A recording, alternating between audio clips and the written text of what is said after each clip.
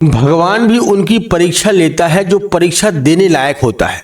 जी हाँ मित्रों, आप कन्या राशि के जातक हैं तो इस समय 17 फरवरी 2026 का समय एक आपकी परीक्षा का समय है और उस परीक्षा में आपको उत्तीर्ण पास होना है या बहुत अच्छे नंबरों से पास होना है, क्योंकि जो समस्याएं अवगत आपके साथ में चली आ रही थी, एक खत्म नहीं हो रही थी, दूसरी समस्या चालू हो रही थी।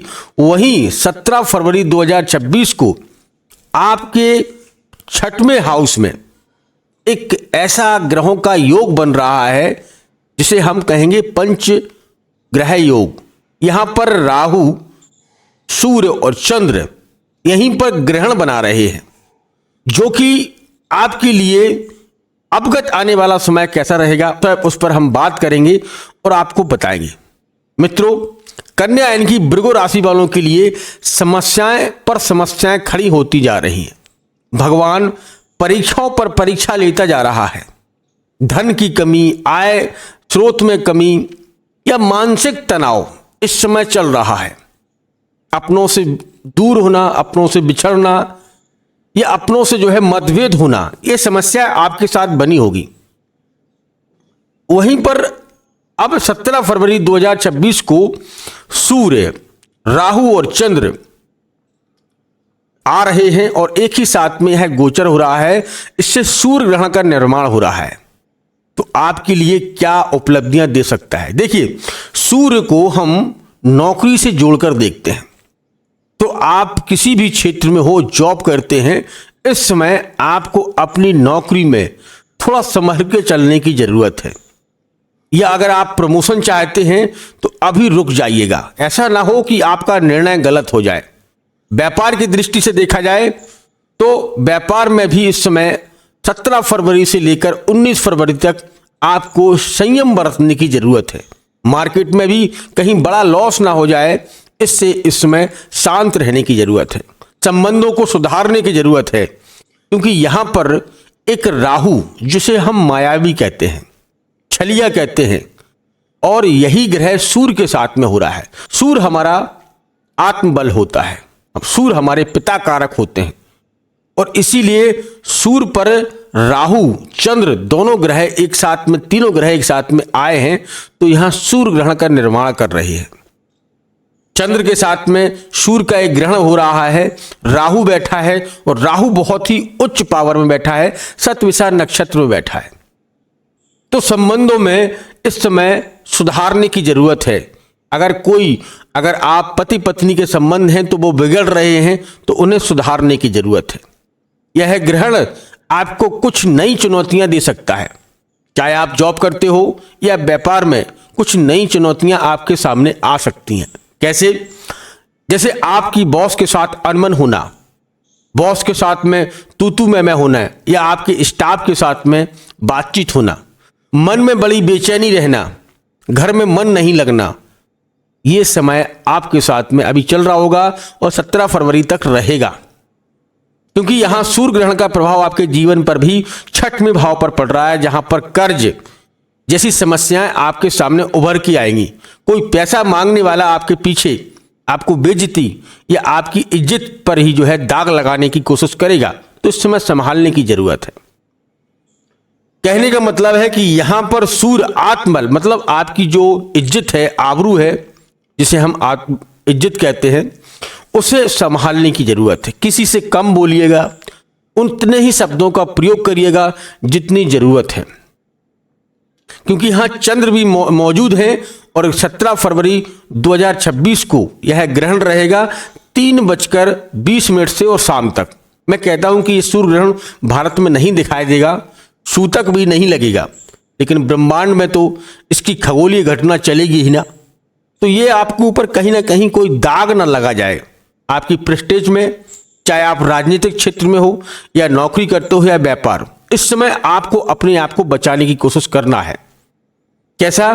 कि कोई लेन देन के समय, कोई रिश्वत लेते समय आप पर कोई दाग लगा दे, तो इस समय संभलने की जरूरत है।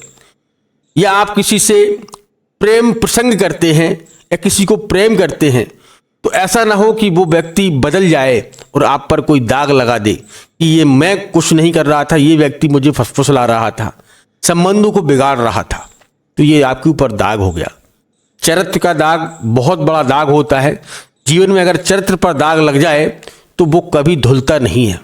तो चरित्र के दाग को बचाने की कोशिश करिएगा। चरित्र को सुंदर और सभी के लिए एक उद्देश्य, जो आपका चरित्र का दाग है उसे बचाने की कोशिश करें, क्योंकि राहु यहां सूर्य के साथ में यही काम करेगा। चंद्र बैठा है, मन का कारक, आपकी बुद्धि को घुमाएगा, गलत दिशाओं में ले जाएगा। जुआ, शराब, सट्टा, लॉटरी, मांस, मदिरा, इन चीजों की ओर प्रेरित करेगा। अधिक से अधिक आप दूसरे की ओर आकर्षित होंगे और अपनी जो है कहीं ना कहीं अपनी उपस्थिति भी वहां दर्ज कराएंगे। तो ये समझ लीजिएगा कि आप कहीं ना कहीं गलत रास्ते पर जा रहे हैं और यह रास्ता आपको आज नहीं तो कल बड़ी मुसीबत में फंस सकता है। यहां पर क्योंकि यह 1 महीने के लिए रहेंगे, 14 फरवरी से और 14 मार्च तक। इस समय अपने आप को संभालने की जरूरत है। अगर आप जॉब करते हैं तो अपनी पोजीशन जहां पर भी है बड़े ही शानदार पूर्वक रखिएगा। किसी से गलत प्रयोग ना, शब्दों का बिल्कुल चयन करिएगा। अपनी दृष्टियों को सुधारिएगा।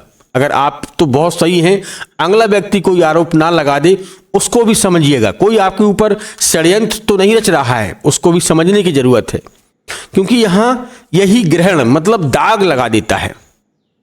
तो आपके ऊपर कन्या राशि वालों से मैं विशेषकर कहना चाहता हूं कि संभलने की जरूरत है। इस समय किसी को पैसा लेते देते समय थोड़ी सावधानी बरतने की जरूरत है। अगर दे भी रहे हैं तो इस समय थोड़ा कागज कार्रवाई जरूर करें, लिखित में ही पैसा किसी को दें तो अच्छा रहेगा। ऐसा नहीं कि आपने जानने पहचानने वाले को पैसा दिया तो पैसा आपका वापस कम आने की उम्मीद भी पाई जाएगी। स्वास्थ्य देखा जाए तो स्वास्थ्य में गिरावट करेगा, लेकिन इस समय मैं आपको कुछ रेमेडी बता रहा हूं। उन रेमेडियों को आप करते हैं तो निश्चित तौर से भगवान विष्णु का आपको आशीर्वाद प्राप्त होगा, भगवान गणेश का आपको आशीर्वाद प्राप्त होगा। तो सबसे पहले आपको क्या करना चाहिए, इस समय हो सके तो प्रातःकाल सुबह जल्दी उठकर सूर्य देव को अर्घ देना, यानी कि उन्हें जल अर्पित करना चाहिए और आदित्य हृदय स्तोत्र का पाठ करिएगा। अत्यंत लाभ आपको प्राप्त होगा। देखिए, राहु को कंट्रोल करने के लिए हमें कौन सा उपाय करना चाहिए। देखिए, राहु इस समय सबसे शक्तिशाली बैठा हुआ है, इसीलिए तो सूर्य पर और चंद्र पर अपनी दृष्टि बना रहा है।